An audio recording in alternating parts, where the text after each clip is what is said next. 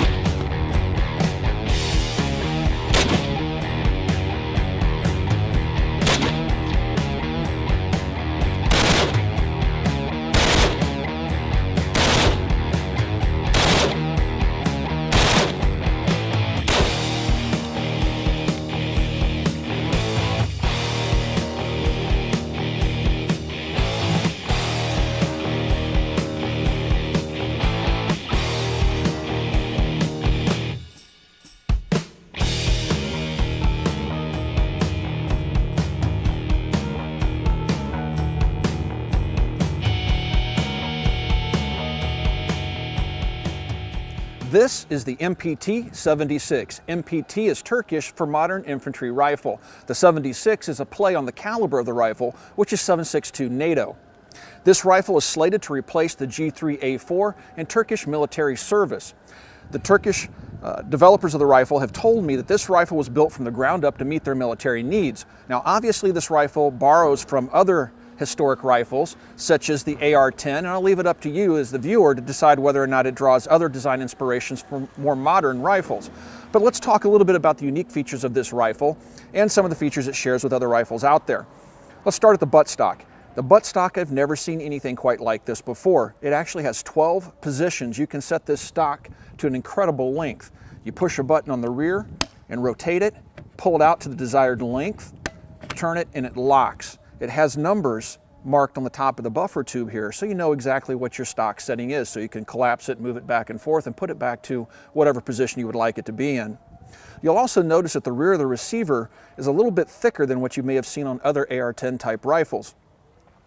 The pistol grip is molded into this one large polymer piece that wraps around here. It's a very comfortable feeling pistol grip, and right above it has an ambidextrous selector lever. Has safe, semi-automatic, and fully automatic capabilities. Here we have an aperture rear sight that has a drum on it that you can adjust the elevation by simply turning it. You can flip it down, flip it back up, and it has a spring and detent ball system in it. And over here on the left-hand side, it has another drum for windage adjustments. On the top of the rifle, we have a full-length 1913 pick rail. The T-slots are numbered on the rifle. You've probably noticed this carrying handle. You're wondering, why is it on there? Well, obviously it makes it handy to carry the rifle around. It does have backup sights integrated into it, but it also features arms throw levers, which allow you to quickly take the carrying handle off. It's not required for use. It has an A2 type ejection port buffer, has a dust cover system that's made out of polymer, so it can be closed to keep garbage and stuff out of the inside of the rifle. The rifle does use a short stroke gas piston system. It is not a DI rifle.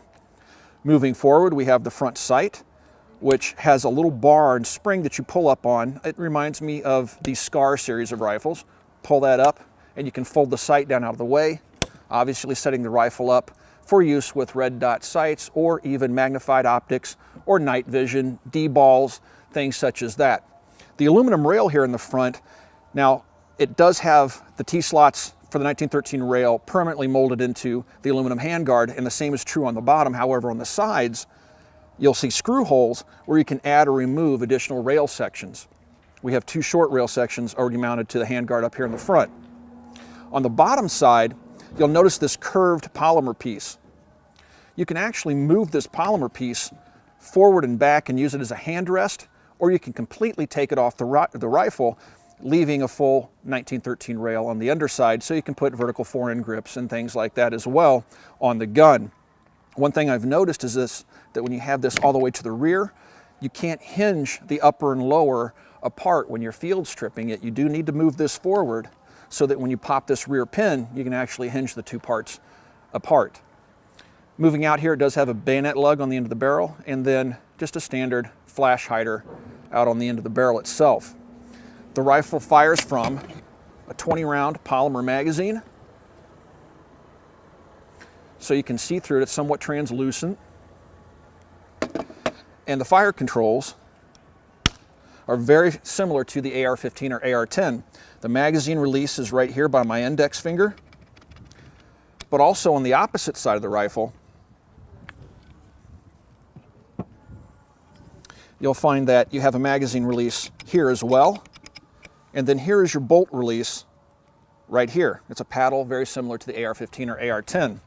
Now, there is not a bolt release on the right-hand side of the rifle, so it's only on the left-hand side. However, the fire controls and the magazine release are available on both sides of the gun. It's also interesting to note that the Turks retained the forward assist capabilities of the rifle. And here's one thing that I found to be a bit unique about the firearm. It has a T-handle charging handle system like the AR-15, but you'll notice the locking mechanism is actually on the right-hand side versus the left-hand side. So if you go to charge the rifle like this, you can't do it because you can't unlock the T-handle. You have to pinch it and engage it from the right-hand side to be able to draw the bolt and carrier to the rear. Let's take a look inside the rifle and see what it looks like.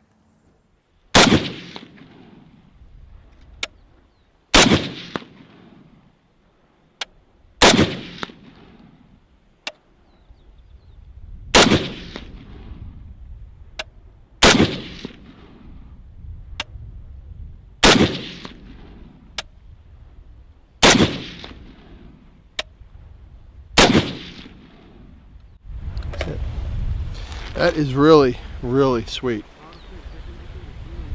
Smooth. That trigger is amazing, and that the sight when you really line up both circles. Yep. And it is It's dead got that on. really fine front post. I mean, that sucker can shoot. You take those two circles, make them concentric, and that front post is right on. To field strip the MPT, first we want to make sure that the weapon's clear. We're going to drop the magazine out, pull the bolt to the rear, look inside, all clear. Now, as I mentioned previously, with this forward polymer piece set all the way to the rear, if I pop this rear takedown pin out, the rifle won't open up. So what I need to do is press here, a little button, and I can slide this forward slightly, which gives me then enough room to hinge the gun open like you normally would an M4 style rifle. To take the bolt and carrier group out, just pull on the T-handle, pull the bolt out, pull the T-handle back until it hits its little notch where it can drop out. And then of course you can separate the upper and lower by pushing this pin here in the front. And now you've broken the rifle down into its two independent pieces. From what I can tell, there's no simple way to remove the gas piston system from the upper. We'll set this aside. We'll take a look inside the rifle. You'll notice it has a buffer assembly, much like an M4, and what looks like pretty much a standard M16 style trigger group, including the auto sear that you see here. 3-position selector. You can see as it's moving the auto sear back and forth.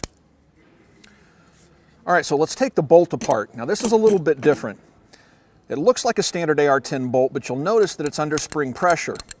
The spring that's pushing it forward is the firing pin spring. The tip of a bullet can be used to take it apart, but I'm going to use a small screwdriver. I'm going to push the takedown pin, which is right here, across. Now I'm going to put my finger here to capture the firing pin because it's going to want to shoot out of the carrier. So I'm going to push the pin out, pull it, and then I can release it slowly here. And there's the firing pin and spring.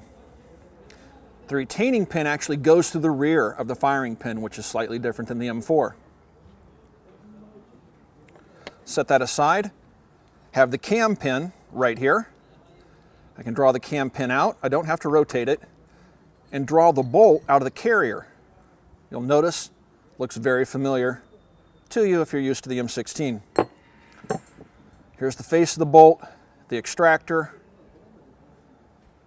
That's it. All right, to put this back together, you simply reverse the process.